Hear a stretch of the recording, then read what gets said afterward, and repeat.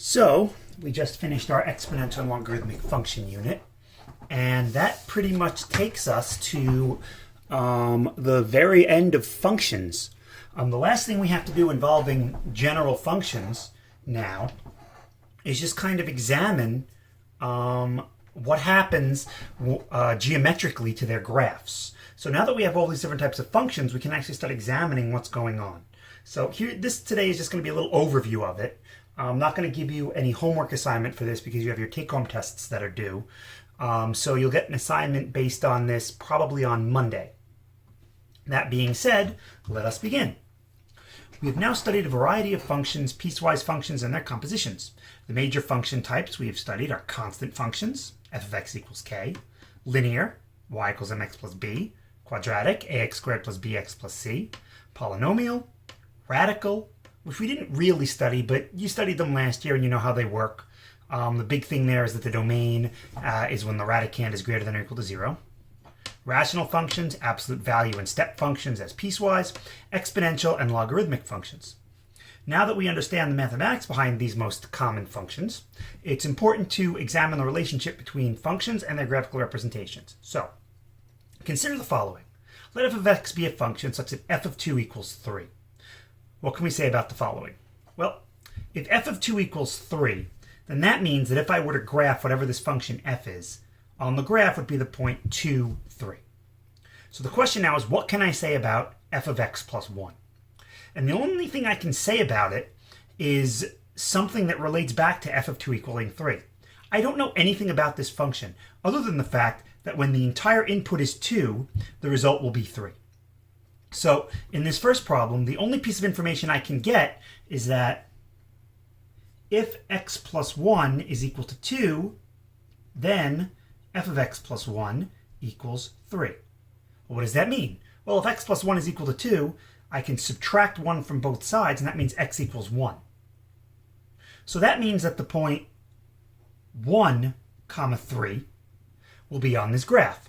And sure enough, if we plug in 1 for x, 1 plus 1 is 2, and f of 2 is 3. So when x is 1, this gives us a value of 3. We can do the same thing here. If x plus 2 is equal to 2, then f of x plus 2 will be equal to 3. Well, if we subtract 2 from both sides of this equation, that means when x is 0, which means that the point 0, 3 would be on the graph here. And by similar logic, if x is negative 1, then the y value would give us 3, because when x is negative 1 plus 3 is 2, and f of 2 is 3. Similarly, if we go in the other direction, if x minus 1 equals 2, then f of x minus 1 will be 3. Well, here we have to add. So if we add, we get x equals 3. So that means that the point 3, 3 would be on the graph. And then similarly, here we would get if x minus 2 equals 2, then f of x minus 2 would equal 3. Quick algebra here shows us that when x is 4, the corresponding y coordinate would be 3. And then similarly, 5, 3. And what you might notice is, and it's kind of interesting, if we add 1 to the x, the resulting point is 1 less than the original point. If we add 2 to the x, the resulting point is 2 less than the original point. And the reason it's less is because of this relationship, where we said we only know f of an input of 2 equals 3. Well, the entire input is x plus 2. And then the only way to get that entire input equal to 2 is to do the opposite operation of what's being done to the x. If I'm adding 2 to the x, the only way to solve for x is to subtract the 2. Hence, this x coordinate goes down. All right, what happens if I examine f of 2 plus 1? Well, that's a little easier to examine. We know that f of 2 is 3. So this is 3 plus 1, which is 4. So in this case, if we plug in 2, which we have, then we get the y coordinate of 4. Here, we get 3 plus 2 is 5. Notice we plugged in 2, and we got 5. And here, we would get 2, 6. Similarly, if we do this f of 2 is 3. 3 minus 1 is 2, so we get the input is 2, and the output is 2. Here we get 3 minus 2 is 1. The input is 2 and the output is 1. And then similarly here we would have 2, 0. Whereas the inputs, the x coordinates, wind up acting opposite the operation, because we have to solve for them, the new y coordinates wind up just following the operation, because here we're not solving. Here we're saying, what is f of 2? F of 2 is 3. Now let's just add 1 to it. The addition is happening after we evaluate the function at 2. Whereas in problems A, B, and C, the addition is happening before we evaluate the function, which is why we wind up doing the opposite. So with the x coordinates, we wind up finding the new x coordinate by performing the opposite operation on the original x coordinate. With the y coordinates, we wind up performing the actual operation. 2, 3, add 1, get 2, 4. 2, 3, subtract 3, get 2, 0. A similar thing happens, make sure I'm in screen here, good. A similar thing happens with multiplication and division, or just multiplication, because division is just multiplication by the multiplicative inverse. So in this case, we ask, well, what is going on with f of 2x? Well, I don't know anything about this function other than from before the information that, I shouldn't have put this underneath, f of 2 equals 3. So once again, I'm starting with the point 2, 3. Well, the only information I can get from this first expression is when the entire input, 2x, is 2. So if 2x equals 2, then I know that f of 2x will be equal to 3. Well, when does 2x equal 2? Well, when x is 1. So the point 1, 3 would be the result of f of 2x. Similarly, if 3x equals 2, then f of 3x equals 3. Well, this means x has to be 2/3. So here we have the point 2/3, 3. And something similar happens here where we wind up with, if 4x equals 2, then f of 4x equals 3. And this would give us that x is a half, hence 1/2, 3. So notice when our input is being multiplied, we actually wind up dividing the x coordinate, because when the input is being multiplied by 2, what we're really saying is, well, I don't know what 2 times 2 is. I only know what happens if 2x is 2, and thus we have to perform the opposite operation. Similar things here. If x divided by 2 is equal to 2, then f of x divided by 2 will be equal to 3. Well, this only happens when x is 4. So here we have the point 4, 3.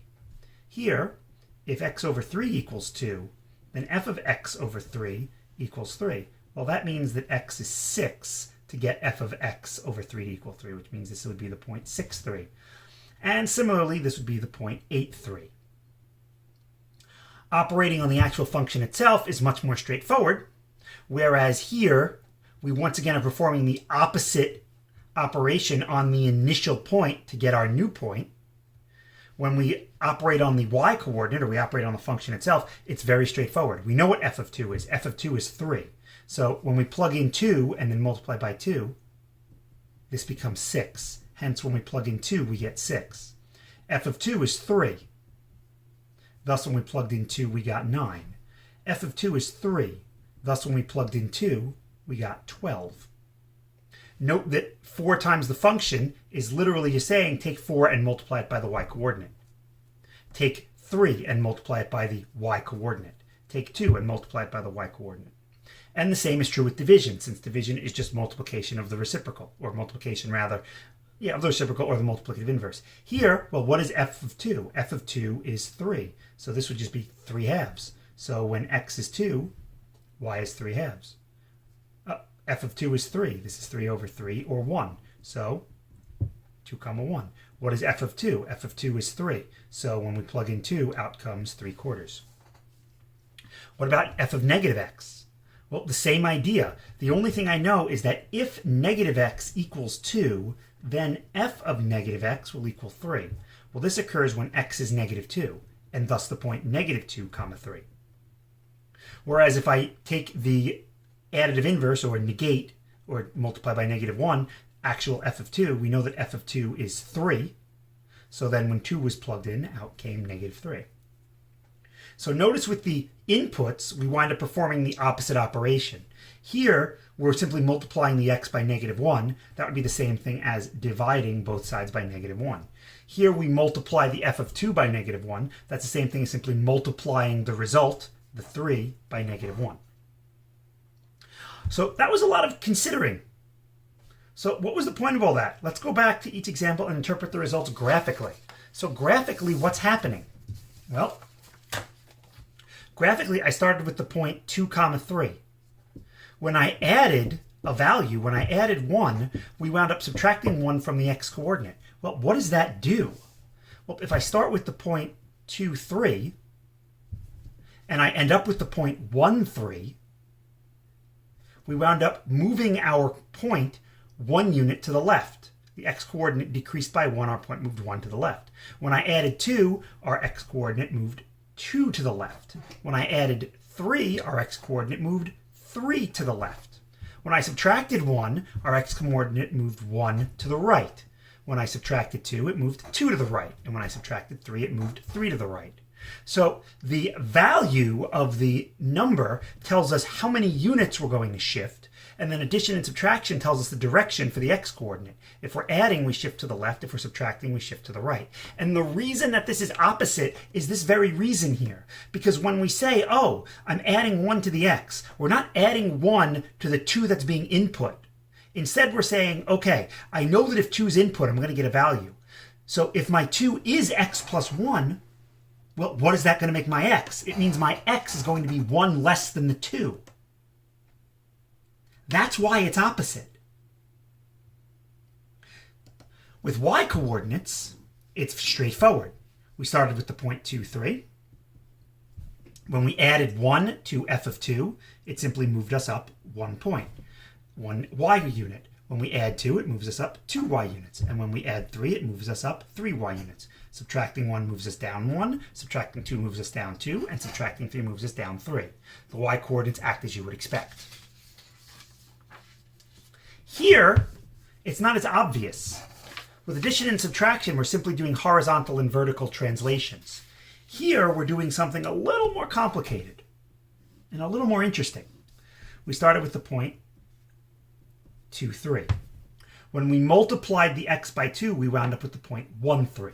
So it looks like this was just a shift of 1 unit to the left, but it was more than that. When we multiply by 3, we move 2/3. When we multiply by 4, we go to 1/2. What's happening here is a dilation, but it's not a type of dilation that you learned about in geometry. In geometry, you learn about point dilations.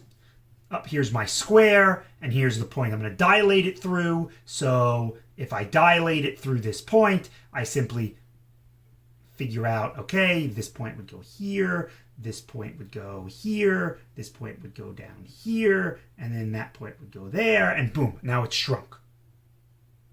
And that's dilation through a point.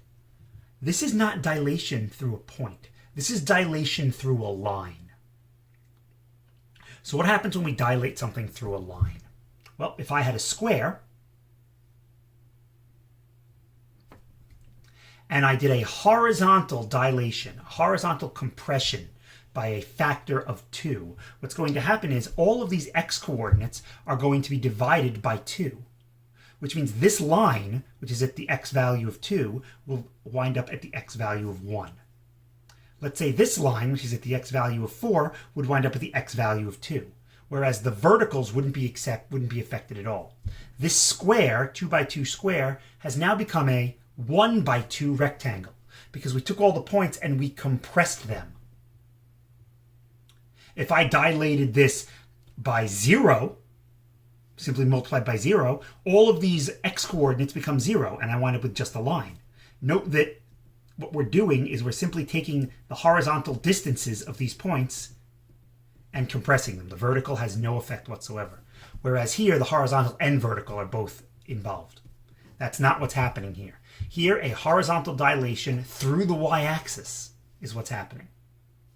For when we divide instead of multiply, it's a horizontal expansion. So if I had the same square, let's do that. This is now a square, and I dilated it. This is an x value of 2, would now go to an x value of 4. And this x value of 4 would go to an x value of 8. And all the points in between would be dilated as well. This square would become an elongated rectangle. It would be stretched out and shifted. when you dilate through a line, through one of the axes, not only do you wind up with a dilation, a stretching, but you also wind up with a shift as well. It's not just that the points dilated. Points don't dilate. Instead, their distance from the axis dilated. Here, the original distance from the axis was 2. After the dilation, all those points now have a new distance of a half. Here, the initial distance was 2. After the dilation, they now all have a distance of 4. We dilate the distance. Note again that it's opposite. When we divide, we wind up stretching, and when we multiply, we wind up shrinking.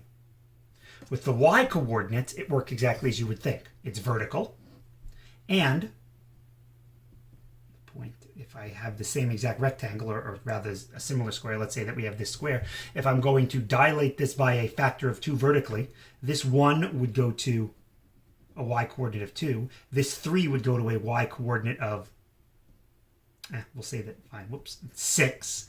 And here would be my new rectangle. Notice that it is stretched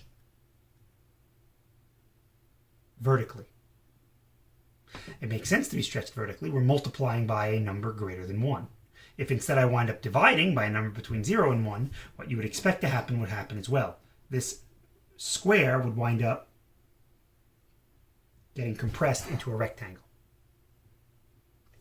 Finally, what happens when we multiply by negative 1? When we multiply by negative 1, our x-coordinate of 2 became negative 2. So what does that mean if the x-coordinate of 2 suddenly becomes negative 2? In fact, any x-coordinate on this side will then take on its negative version.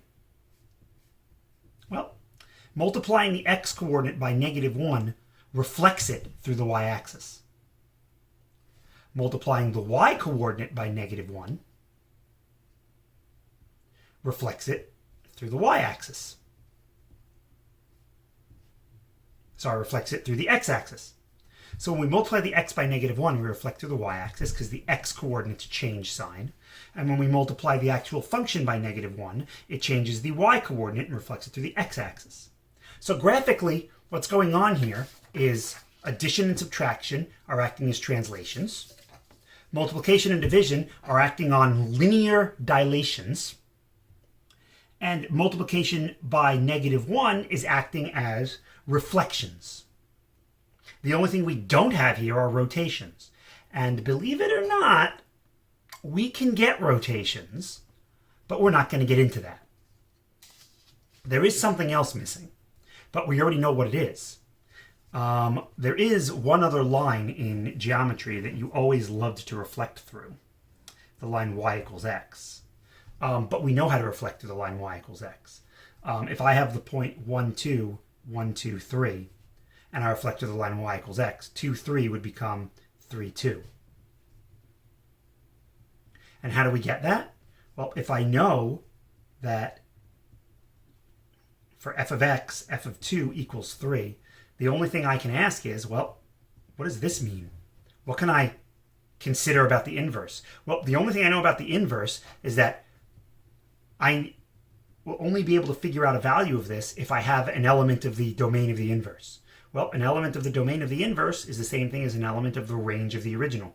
So I can consider f inverse of 3.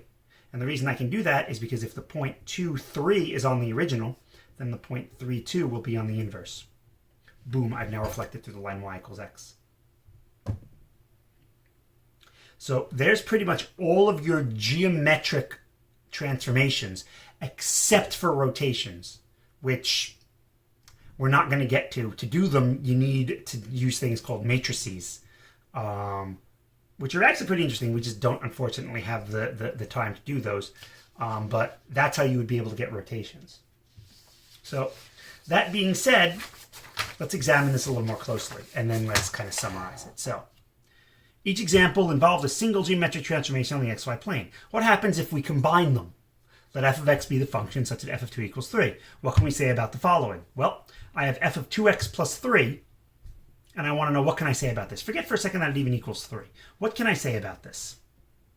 Well, let's look at this.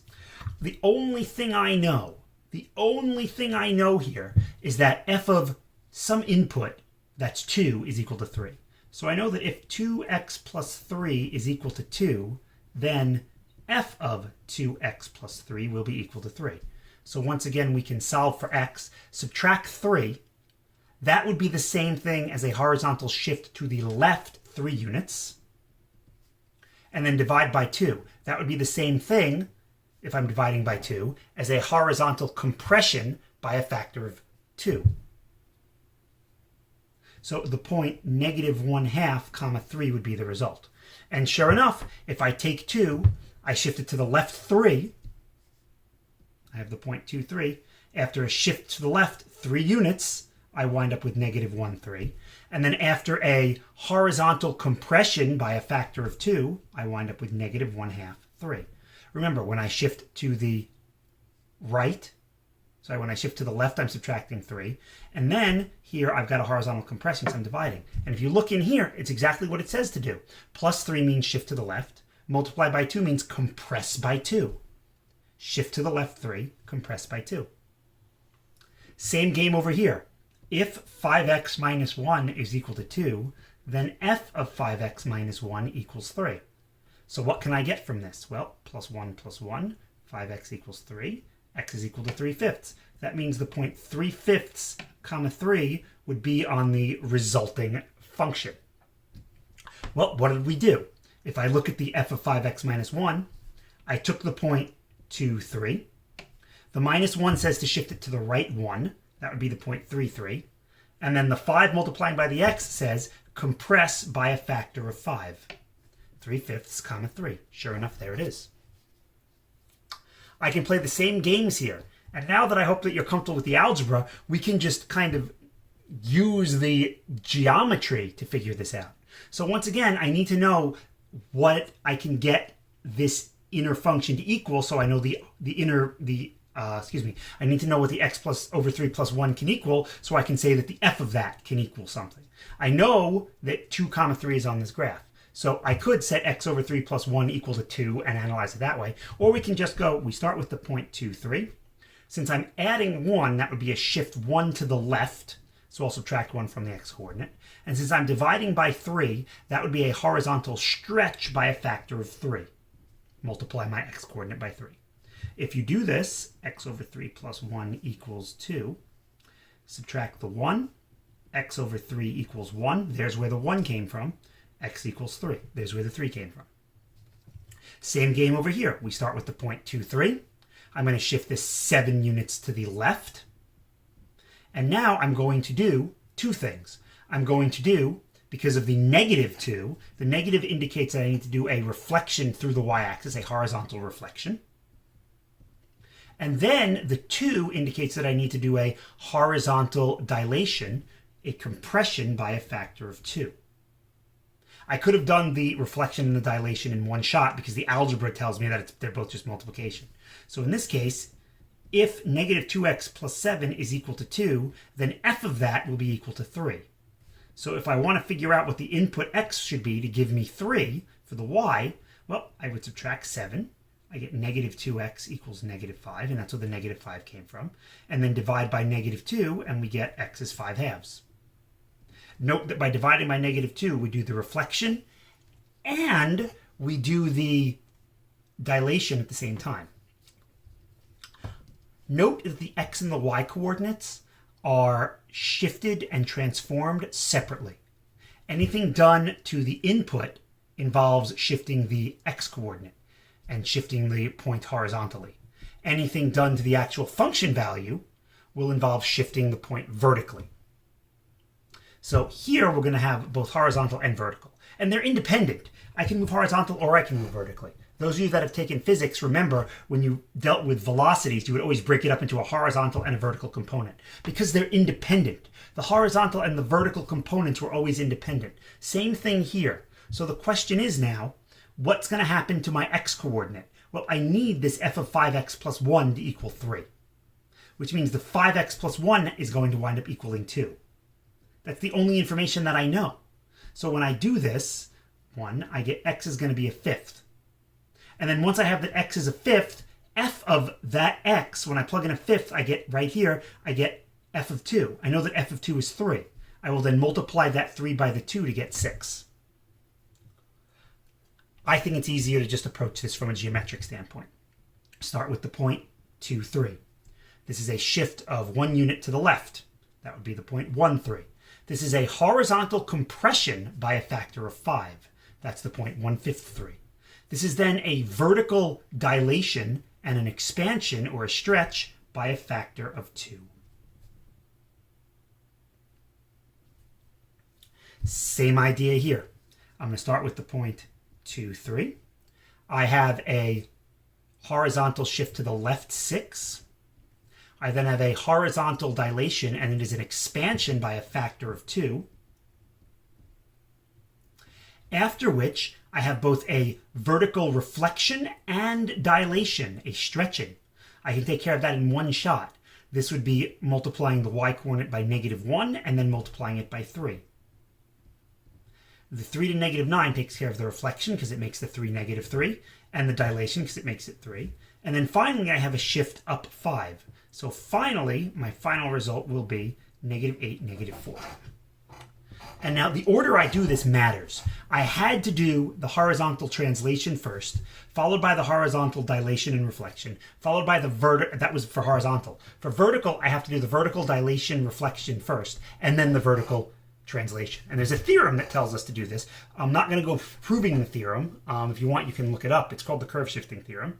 Suppose f is a function where a and b are not 0, because then that would get rid of our y and x coordinates. If a is 0, this is g of x equals k. It's a constant. That's boring. And if b is 0, this would be g of x equals a times f of h plus k. That's, also a constant function. So we want our x's and our y's to be able to change. So in order to analyze our function given f of x, given the graph of f of x, to do this, we subtract h from each of the x coordinates of the points on the graph of f. This results in a horizontal shift to the left if h is positive and the right if h is negative. Opposites. Afterwards, we divide the x coordinate by b, and that's after we shift it. This results in a horizontal scaling, but may also include a reflection about the y-axis if b is less than 0. If b is between 0 and 1, this is an expansion, because we would wind up dividing. If b is greater than 1, this winds up being a compression. Multiply, when we're done there, we've now finished all of the horizontal transformations. We then have to multiply, if we're doing vertical, the y-coordinates of the points on the graph by a.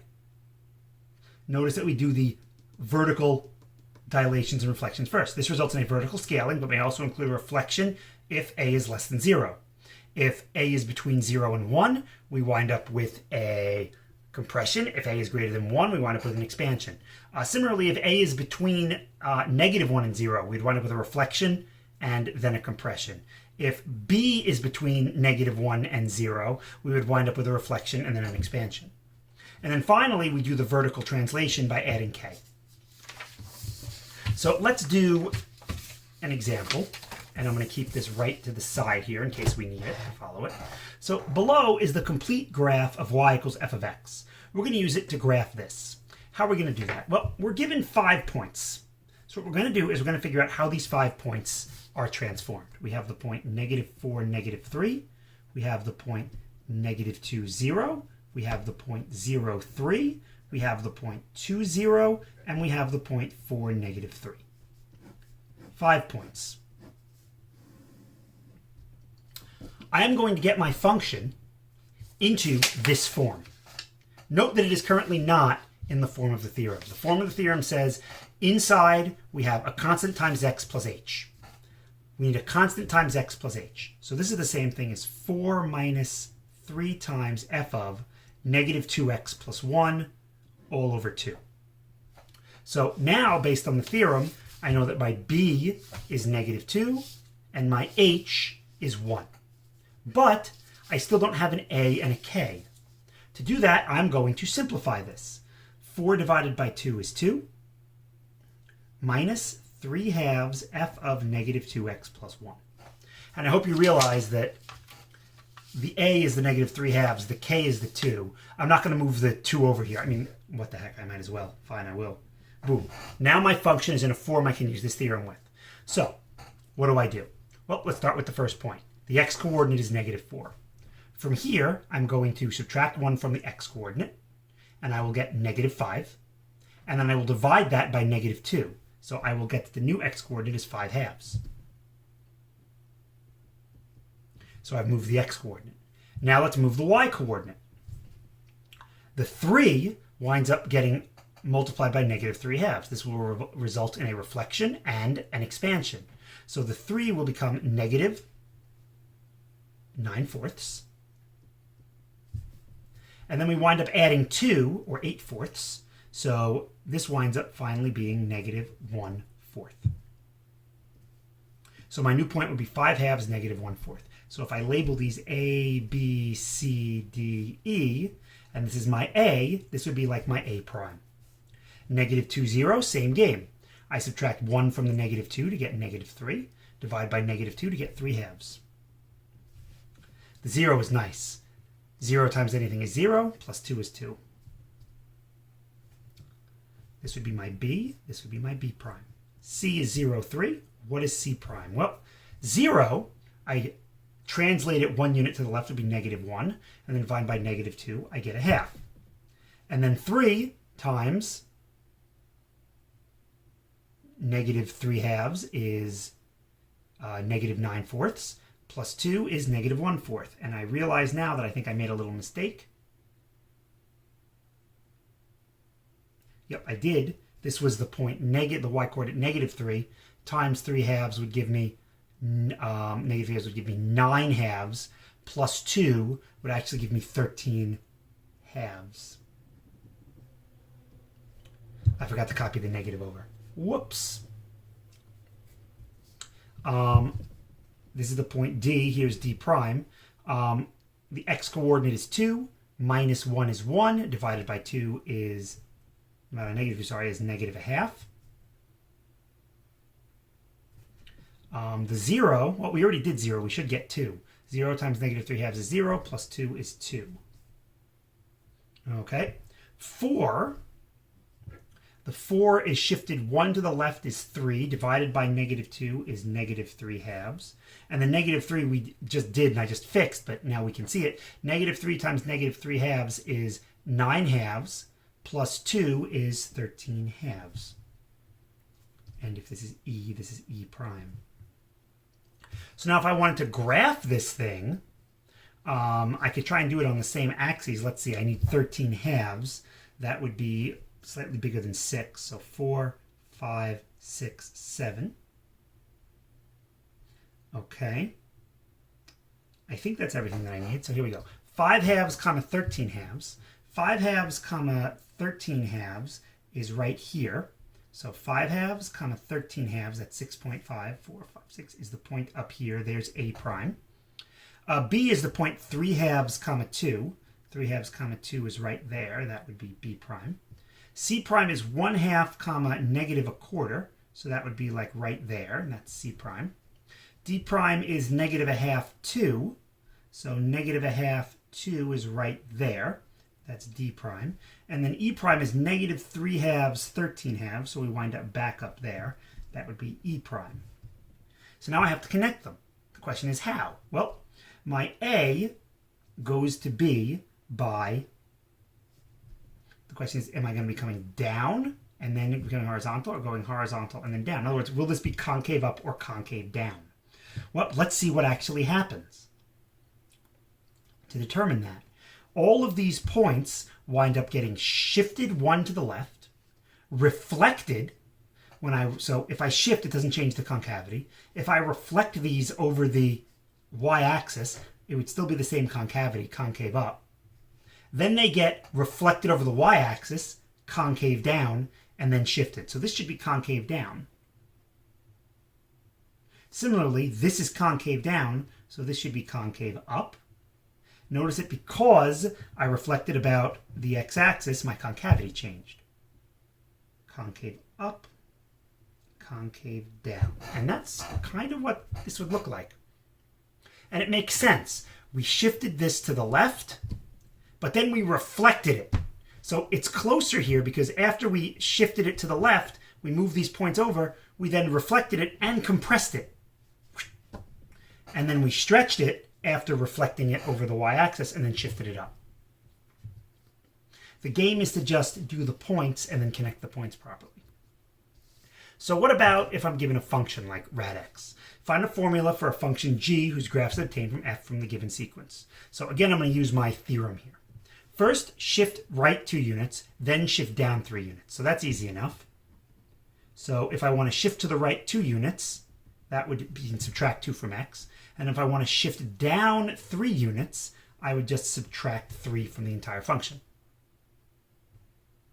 Notice I subtract 2 from the x to move to the right, because it's the opposite. I subtract 3 from the entire thing to move down.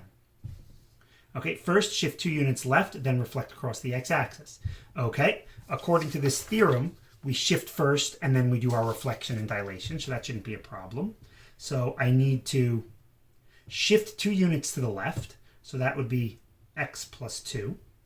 And then I need to reflect across the x-axis. If I reflect across the x-axis, that would be changing the y value. So, boom. Notice again, a horizontal and a vertical. A horizontal and a vertical. So what happens if we have 2 horizontals? Well, we'll get there. First, reflect across the x-axis. Okay, so the first thing we'll do here, if we reflect across the x-axis, and I'll do this in steps, let's say t for temporary. My first step is to reflect across the x-axis. So if I reflect across the x-axis, I make this whole thing negative. Then shift 2 units to the left. Okay, that's my final answer. So I would just take this thing and just subtract from the x, or since I'm moving to the left, add to the x 2. Okay, they wind up being the same. Not too bad. Not too terrible.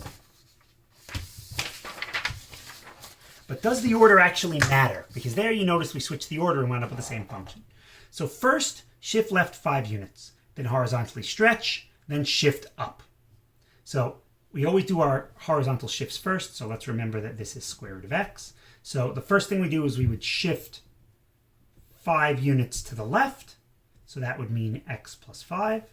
Then horizontally stretch the graph by a factor of 3. Well, that's easy enough. That's just multiplying the x by 3. Then shift the graph up. That's my final answer. So that would be 3x plus 5 plus 4. And the reason I can do that so nicely is because the shift came first for the horizontal, and then the dilation came second. But what happens if the dilation comes first? Well, we'll get there. I think I made a right example. If not, we'll come back to this. First, horizontally compress the graph by a factor of 4. Okay, so the first thing we're going to do... No, I guess I didn't do it. So here we go. Compress the graph horizontally by a factor of 4. So if I'm compressing, that means that the first thing I would do is multiply the x by 4. Okay, and now I'm done with all the horizontal stuff. Then shift the graph vertically up 5 units. So I take this whole thing, and I'm going to shift it up 5 units. Easy enough. Finally, vertically compress the graph. According to my theorem, I'm supposed to do vertical dilations first and vertical translations second. So I cannot just multiply the rad 4x by 3. I have to multiply the entire function by 3.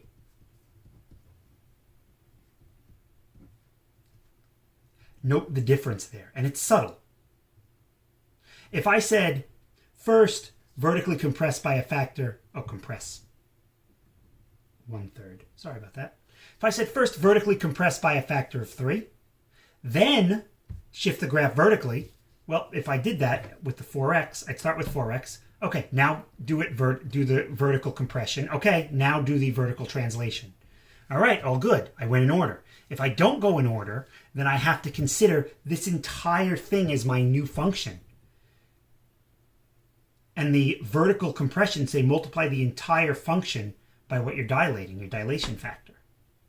Something similar would happen here. What if instead of doing shift unit left and then horizontally stretch, what if instead, I'll do it in red, we said first horizontally stretch, then shift. So in this case, f of x is rad x. The first thing it says is, okay, the first thing I need to do is horizontally stretch by a factor of 3. All right, no problem. I can horizontally stretch by a factor of 3. That would mean x over 3. But now it wants me to shift left 5 units. I can't just add 5 to this. If I'm shifting left 5 units, that means add 5 to the x.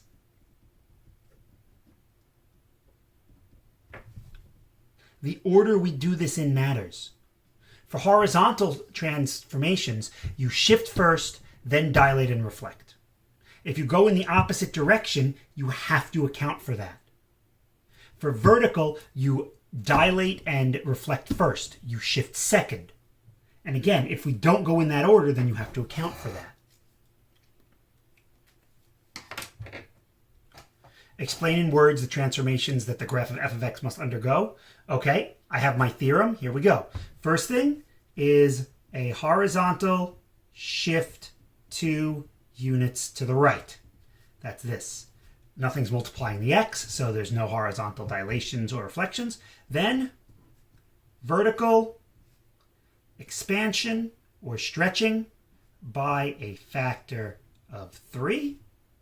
And finally, vertically shift 5 units down.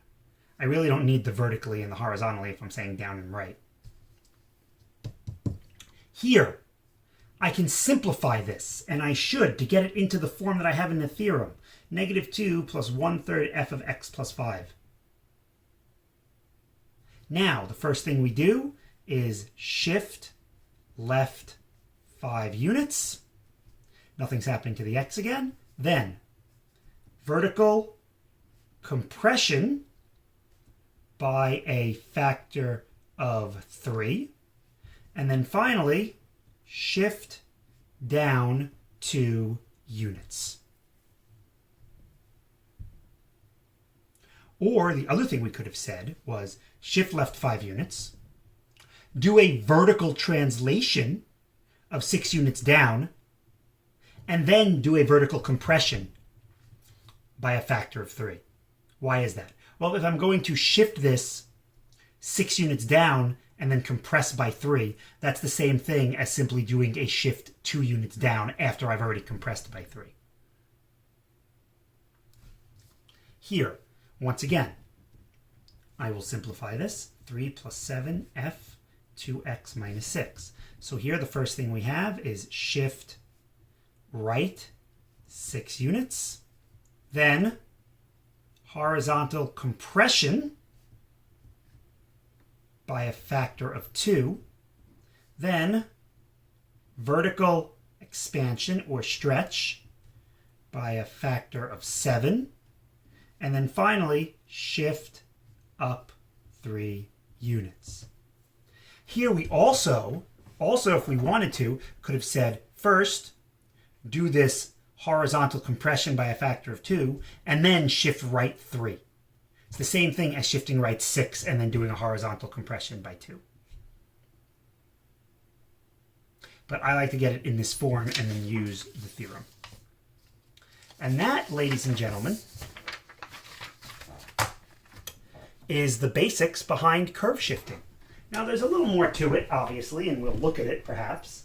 But for now, this gets the Cetron seal of approval. And you know what? Let's take that seal of approval and let's multiply it by -1.